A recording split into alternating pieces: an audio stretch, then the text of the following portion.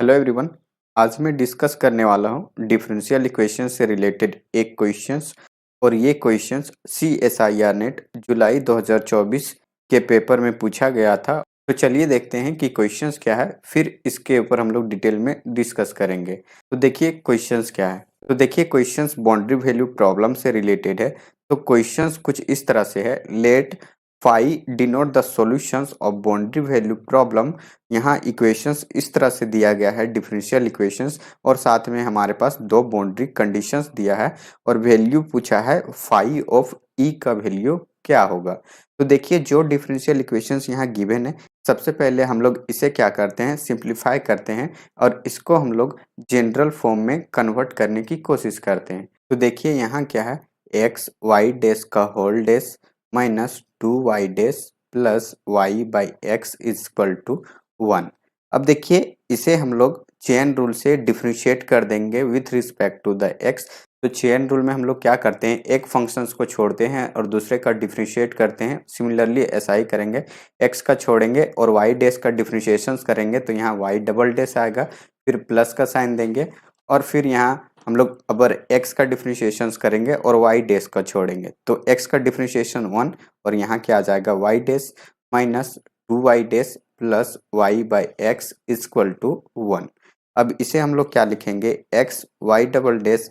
अब देखिए यहाँ 1 टाइम्स y डैश है और यहाँ माइनस का 2 टाइम्स y डैश है, तो इसको ऐड करने के बाद ये क्या होगा, माइनस y डैश हो जाएगा plus y by x equal to 1। अब देखिए ये जो x है इसका एलसीएम अगर हम लोग लेंगे तो एलसीएम क्या आएगा, x आएगा और यहाँ मल्टीप्लाई करने के बाद ये हो जाएगा x square y double dash minus यहाँ होगा x y dash plus y equal to ये x बन जाएगा।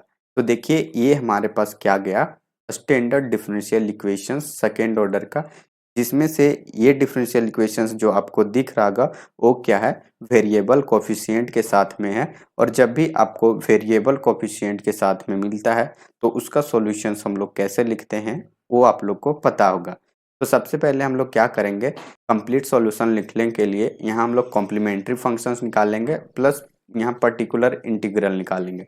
तो यहाँ हम लोग कॉम्प्लीमेंट्री फंक्शंस निकालने के लिए क्या करते हैं, यहाँ जो x square y double dash है उसके जगह पे हम लोग डी माइनस 1 सब्स्टिट्यूट करते हैं और यहाँ एक्स वाई डैश के जगह में डी सब्स्टिट्यूट करते हैं, प्लस ये 1 होगा और इनटू में यहाँ क्या होगा, y इक्वल टू ये x होगा। अब इसे हम लोग सिंप्लीफाई करते हैं तो यहाँ आ जाएगा डी स्क्वायर माइनस डी और ये माइनस डी प्लस 1 इंटू ये y इक्वल टू ये x। तो यहाँ से आ जाएगा D square minus 2d plus 1 of y equal to x। अब यहाँ से हम लोग इसका ऑक्सिलरी इक्वेशंस लिखेंगे तो हम लोग d को रिप्लेस करेंगे m से, तो यहाँ से आ जाएगा m square minus 2m plus 1 equal to 0। तो यहाँ से आ जाएगा m माइनस 1 का होल स्क्वायर इक्वल टू 0।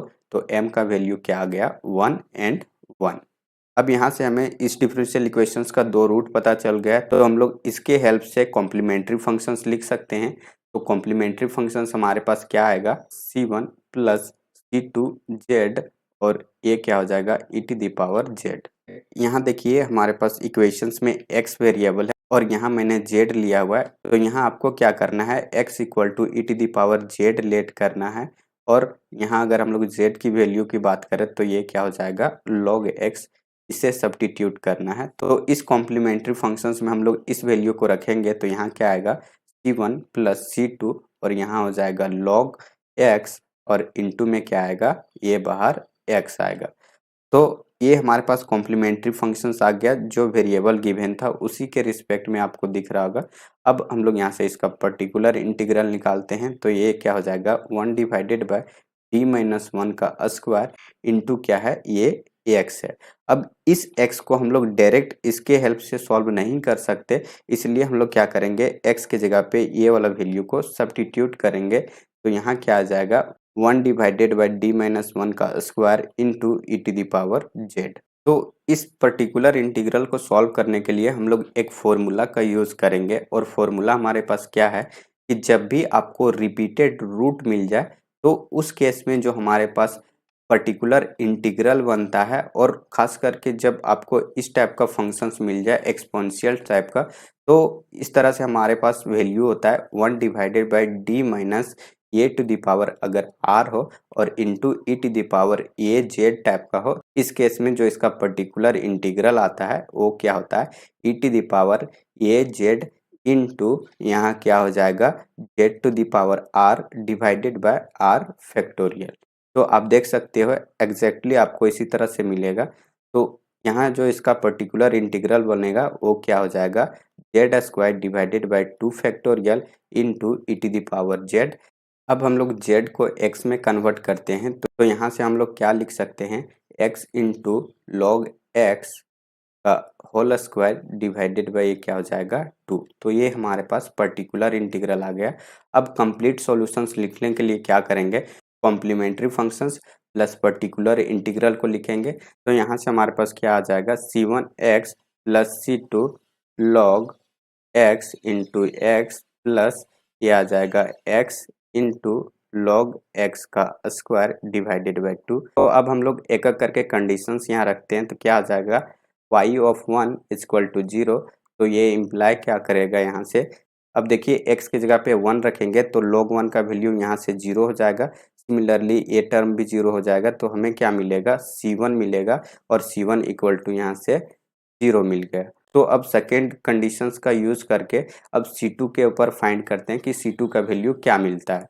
तो यहाँ देखिए इस सॉल्यूशंस में इस वैल्यू को रखेंगे तो आ जाएगा C2 into e to the power 4 into log e to the power 4 plus ये क्या आएगा e to the power 4 into log e to the power 4 का स्क्वायर डिवाइडेड बाई 2 और इक्वल टू क्या हो जाएगा 4 ई टू द पावर 4।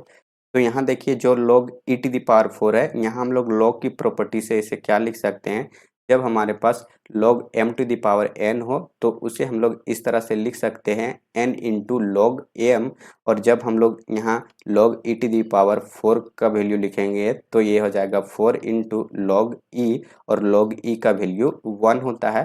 तो इसे हम लोग डायरेक्टली 4 लिख सकते हैं तो यहाँ से आ जाएगा c2 into 4 e to the power 4 plus ये हो जाएगा e to the power 4 divided by 2 into ये हो जाएगा 16 इक्वल टू यहाँ आ जाएगा 4 ई टू द पावर 4।